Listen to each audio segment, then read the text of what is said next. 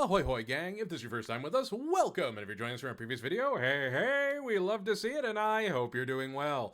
That's right, it's my real face, which means it's time for even more impromptu content, which I know you love. I'm lying, I know you like the long-form content, don't worry, I'm working on it. It's just, it takes time, okay? This takes less time. And I finally get to talk about anime and manga on the Anime Academic channel. Because, if you couldn't tell by the thumbnail, Chainsawman is over.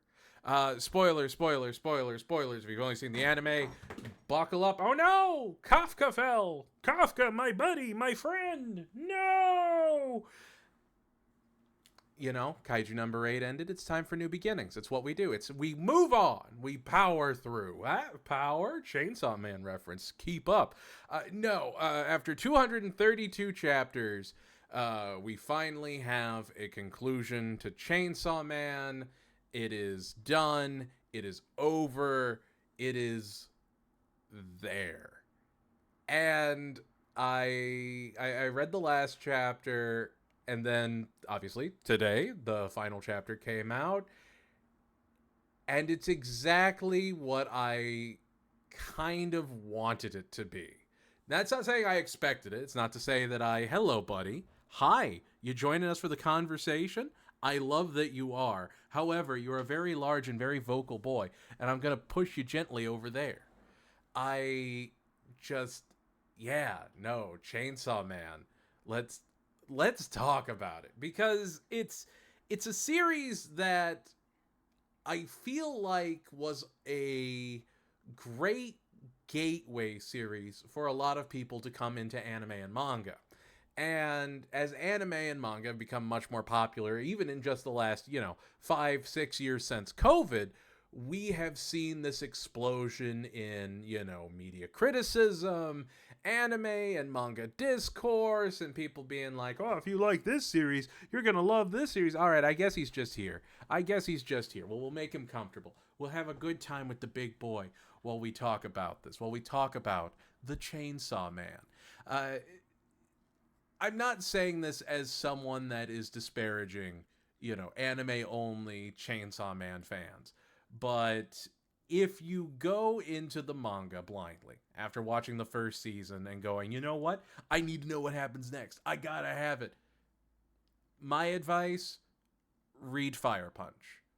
Read Goodbye Eri, Goodnight Eri. It depends on the translation. I think it's Goodnight Eri. This is on brand. This is a Fujimoto finale right here. This is what you expect of Fujimoto. This is what you can hope for as a best case scenario. Shocker, I know. Fat white guy into media. I love Coen Brothers movies. Fargo is one of my favorite movies there. It's absolutely a jam, and who doesn't love The Big Lebowski? But the joy in Coen Brothers movies is that while there may be a lot of exciting things happening, it largely doesn't matter. There is no big, grand evolution. There is no big, grand ski. Take Fargo again. Used car salesman, throws his wife in a wood chipper, gets some guys to get rid of her for him with Steve Buscemi, and I can never remember the other actor's name, and that's on me. William H. Macy, absolutely fantastic performance in it.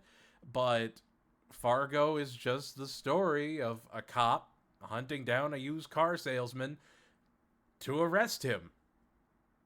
That's it. Entertaining, absolutely. But at its core, that's all there was. And at Chainsaw Man's core, Denji's just a trash boy. He likes the trash. He is someone that is his happiest when he's going through hell.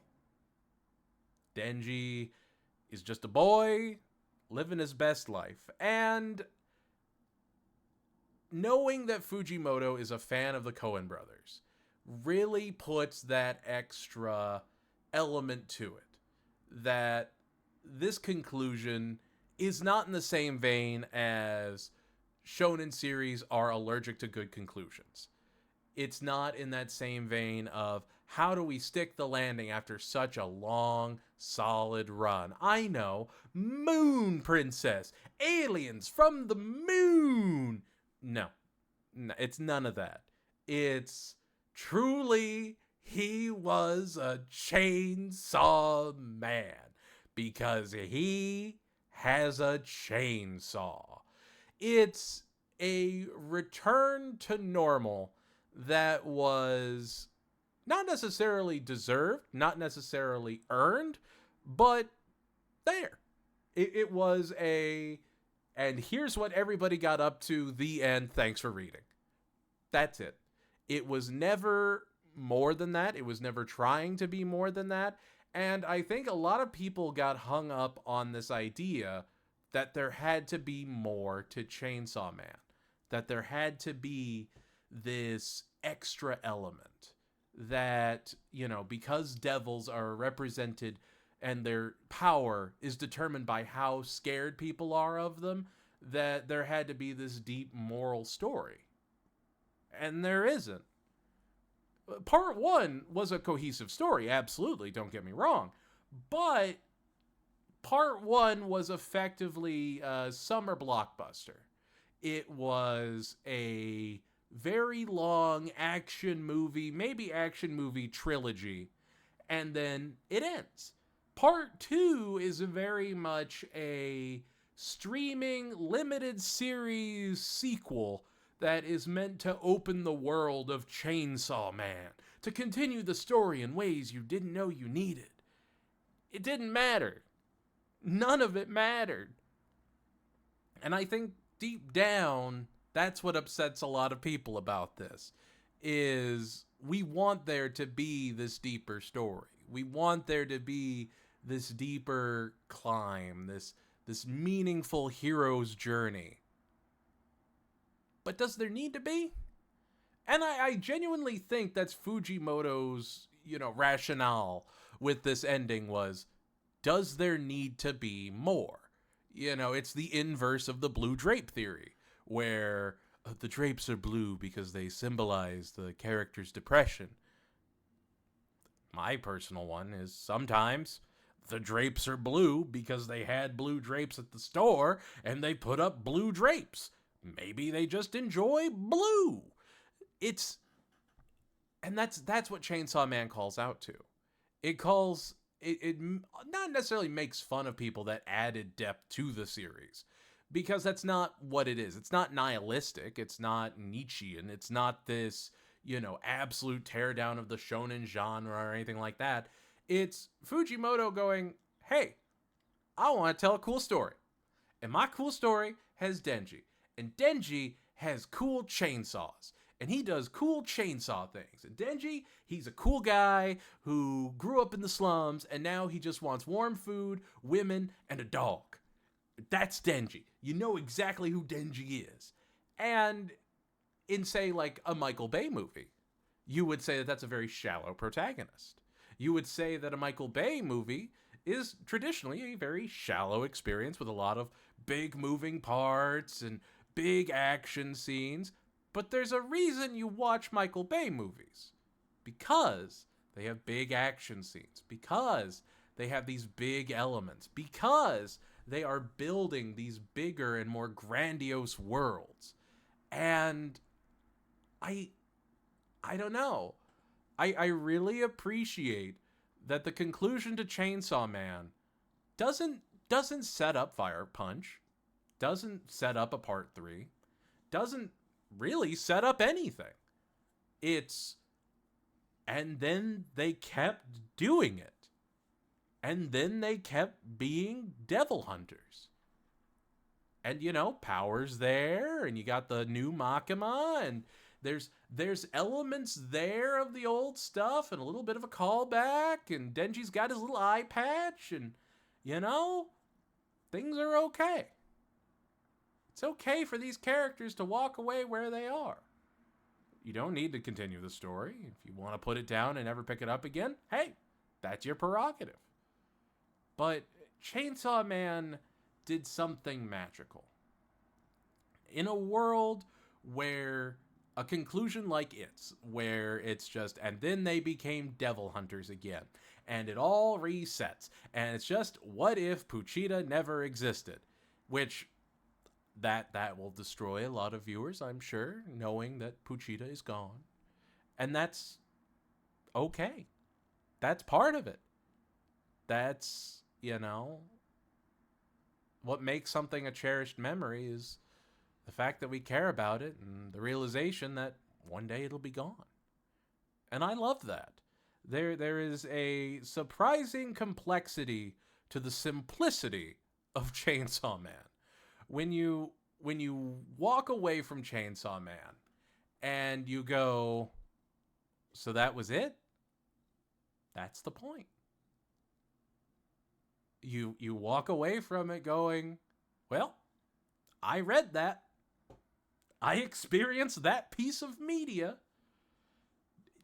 Is Chainsaw Man going to change your life? I think now, definitively, you can say no. I don't think it's gonna. I don't think it's going to shape you. I don't think it's going to change who you are at your core, because it's not trying to be that series. It's not trying to be deeply philosophical. It's not trying to have these deeper conversations. It's not, Vagabond or Berserk or, every other seinen under the sun. It's just trying to tell a funny, action-packed story.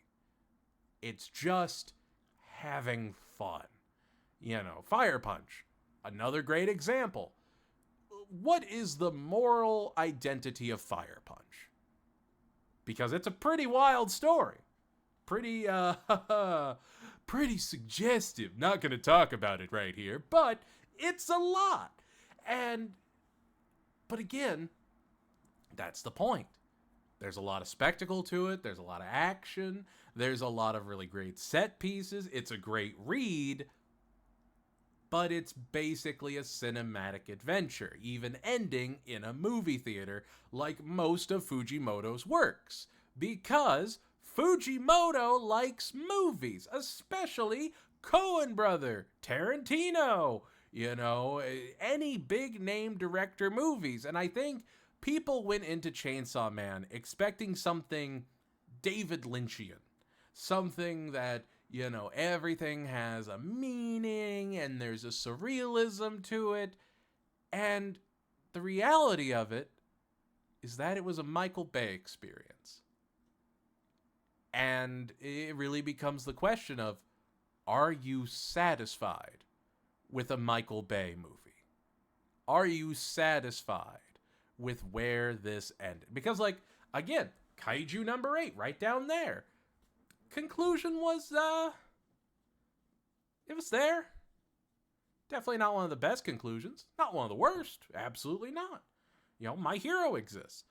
But, My Hero lost the plot a minute ago. But that's a conversation for a different video. But Chainsaw Man Part 2 was intentional. Every inch of that finale was intentional. And I think that's the key. It's not good for the sake of being good. It's not bad for the sake of being bad. It's all right, here's the ending where everything is the status quo, a return to normal, and everyone claps, right? Everyone claps. And then everyone is upset because they had no idea it was ending so fast, and then boom, it's over. I like this. I think no other author could create an ending like this and have it feel satisfactory. And I know saying that I felt this was satisfactory for a series finale is going to be jarring. It's going to sound contrarian.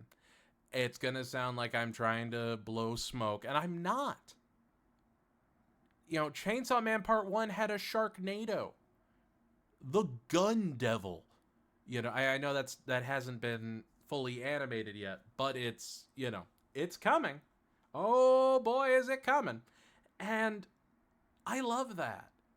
I loved the spectacle of part one. I loved, everything about part one. It was funny. It was great action. But there was, again, not that complex layer to it. But there didn't need to be. And then you get part two and people are like, oh, so this is where it's going to get deep and complex. Nope. But that's, again, not the point. Sure, you have the war devil. Sure, you have, all these devils vying for more and more attention. And then you just have a chainsaw going ring, ding, ding, ding, ding, in the background. And that's great. That's fantastic. This is closer to like a Guillermo del Toro version of Blade, right? This is the Blade 2 of shonen manga. Now, do I think it'll have the critical reception of Blade 2? No, because Blade 2 is like one of the best superhero movies ever made. But creatively, I think that is the comparison. Where Blade 1 is, that traditional superhero action schlock. But in a good way. It's a fantastic movie. It's a great Blade adaptation. Everybody loves Blade. Blade 2, there's a little bit of an artistic spin on it. There's a little bit of a subversion. But at the end of the day, it's still a superhero movie. It's still, and then they fight. It's still, and then there is combat. And then there is purpose.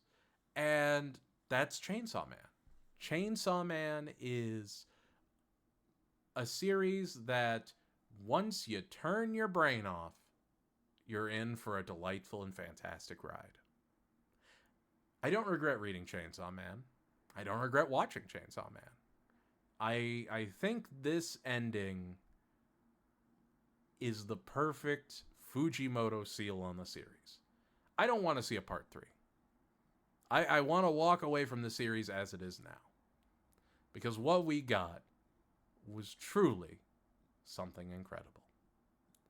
Anyway, that's going to do it for us here at the Lecture Hall. Do you think I was right? Wrong? Do you think I'm just full of it? Let me know in the comments below. Who knows? Do you like my cat? Who doesn't love a good cat? He's a good boy. Yes, he's a very good boy. Like always, stay strong. Keep fighting that good fight. And remember that you matter. I believe in you. A rising tide lifts all ships, and I can feel one hell of a wave a-coming. Goodbye, everybody, and I'll see you all next time.